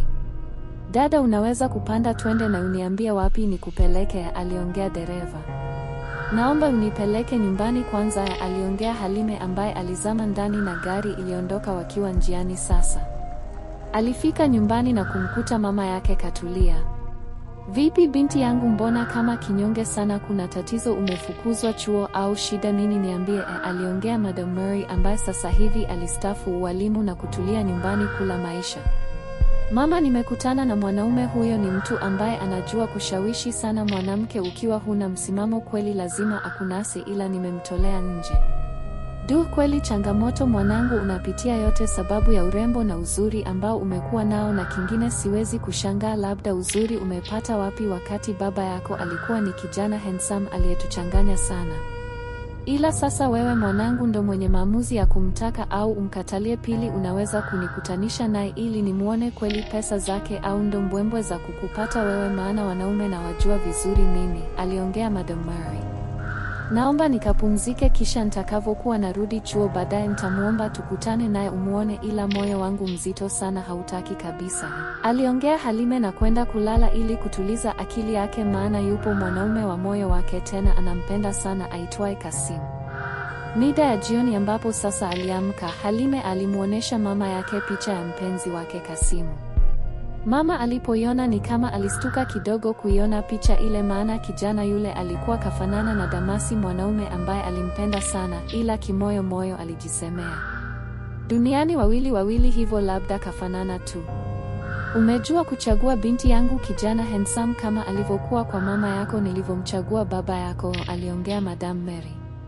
Hivi unajua kuwa mwanaume ambaye naye anantaka kafanana sana na Kasim hadi nilishangaa, au ndugu wewe, twende ukamuone tu, aliongea Halime, na walitoka nje. Taksi ilikuwa imekuja wakati huo, tayari alimshampanga Damasi wakutane katika hoteli fulani, na wa kwanza kufika alikuwa Halime na mama yake, ambapo Madam Mary alikaa meza ya pembeni kidogo, huku kavaa kofia na miwani, kumgundua ni kazi mara kidogo. Damasi naye alikuja huku akionyesha ni mwenye furaha sana, maana alijua ombi lake limekubaliwa. Kwanza Madam Mary ni kama alichanganyikiwa hivi, maana hakuamini kama leo ndo kamuona Damasi, mwanaume ambaye alipendwa na mabinti walimu. Ilikuwa ni shida, ila alitulia kidogo kutaka kujua jambo. Siamini kama ndo umeniita jamani, hivi unajua jinsi gani nilikuwa na kuanza sana mwenzako, aliongea Damasi, ila ni kama Halime alikuwa anachati na mtu ambapo alichati kwa muda na kuacha. Mbona kawaida, na mimi sikutaka kukurupuka, kwanza hata hapa ni kama na kuchunguza furani hivi, aliongea Halime. Wakiwa katika story nyingi, mara alitokea Kasim huku akiwa kaongozana na mama yake Dr. Na ambaye alipendeza sana. Kwa hiyo Halime, umeniita hapa kuja kunionyesha mwanaume wako, si ndio? Hivi unajua nilikuja na mama yangu ili aweze kukujua mkwe wake mtarajiwa, lakini ona ndo umenifanyia nini jamani, aliongea Kasim huku hasira zimemshika sana. Wakati huo Damasi alikuwa kainamia chini anaokota simu yake, ilidondoka hivyo hakuna aliyomuona vizuri, hata Dr. Na wala Kasim. Tatizo lako unapenda kukurupuka sana Kasim, hivi huwezagi kuja sehemu na ukatulia ili upate kujua jambo, ila wewe ni makelele tu, ndo unapokuja kunikela mimi, aliongea Halime huku kachukia. Kabla Kasim hajajibu chochote, Madam Mary alikuwa naye anashangaa kwa kumuona Dokta, maana ni muda mrefu hawajaonana. Ila wakati huo Damasi naye ndo alinyanyua sura na kutaka kumtazama ni kijana gani anaongea na mrembo wake. Ndo muda ambao Dokta alimuona hapo, alishindwa kujizuia kabisa, alijikuta akiita kwa mshangao, Damasi ni wewe? Aliuliza Dokta Na kwa mshangao kiasi kwamba Kasim naye ikabidi amtazame vizuri yule mwanaume. Alichokiona hakuamini, ni mtu ambaye wamefanana sana. Muda huo huo Madam Mary naye aliamua kujitokeza. Sasa nilizani mimi namfananisha labda, ila kumbe ndo mwenyewe pana, aliongea Madam Mary huku akivua kofia na miwani. Dokta alishangaa sana, huku Damasi mwenyewe aliishiwa pozi wanamke wote wake, ila ilikuwa zamani kidogo. Hebu tulieni kwanza, ndo mimi mkae mniambie vizuri mmepanga nini, maana wote mmekuja kwa pamoja, aliongea Damasi, mwanaume mjanja mdomoni sana. Kila mmoja alichukua kiti na kukaa. Sasa sio Kasim wala mama zake. Cha kwanza uliokuwa unamtongoza ni binti yako ambaye tulimtafuta mimi na wewe, ila sikubahatika kukuambia nina mimba. Nilitaka kukufanyia surprise, ila ndo likatokea jambo lingine ukakimbia, ila sasa ndo umjue huyu ni mtoto wako, ulitaka kwenda kumla wewe, aliongea Madam Mary. Wakati huo mwanaume alikuwa kimya. Pia hata mimi Kasim, huyu ni kijana wako, nilikuja kugundua nina mimba baada ya mwezi mmoja kuondoka wewe, na kweli Mungu alisaidia, nimekutolea kopi mtu ambaye kafanana na wewe kweli, aliongea Dr. Naa. Kwa hiyo mnataka kusema mimi na Kasim ndugu mtu na kaka yake? Jamani, aliongea Halime kwa uchungu sana huku machozi yakimtoka. Hilo sio la kuuliza, pigia mstari na kingine, kwani mliwahi kufanya mapenzi nyinyi au? Aliuliza Dr. Naa. Bado, maana tulijiwekea malengo hadi tumalize chuo kila mmoja akute mwenzake akiwa hajatumika, aliongea Kasim kwa kutulia. Damasi baada ya ukimya mrefu sana aliamua kunyanyuka kwenye kiti alichoketi huku wakimshangaa na kwenda kupiga magoti chini pale. Naombeni mnisamehe wote mliokuwa wapenzi wangu wanangu, mimi ni mjinga nisiokuwa na akili, mwingi wa tamaa, ila kwa jambo hili niwaahidi sasa na kwenda kutulia na nitakuwa baba bora kwa wanangu, aliongea Damasi huku machozi yanamtoka taratibu. Wanamke wote walienda kumnyanyua mzazi mwenzao huku kila mmoja akimfuta machozi. Usilie, wote tunajua nini kilikukimbiza wakati ule, tunashukuru kukuona ukiwa hai tena, ila hapa wote tumeolewa sasa, chukua wanao ila sisi tuache na maisha yetu. Waliongea kwa pamoja huku Kasim na Halime nao walienda kuungana katika kumbato la familia. Damasi aliamua kubadilika sasa, aliishi maisha ya furaha na familia yake. Pesa alikuwa nayo ya kutosha na kutamani tena mwanamke wala kuoa, aliishi kibachela tena bila shida yoyote na familia yake ilimsaidia katika mambo mengi tu katika biashara zake. Mwisho. Tukutane kwenye simulizi nyingine, usisahau kusubscribe chaneli yangu ya YouTube.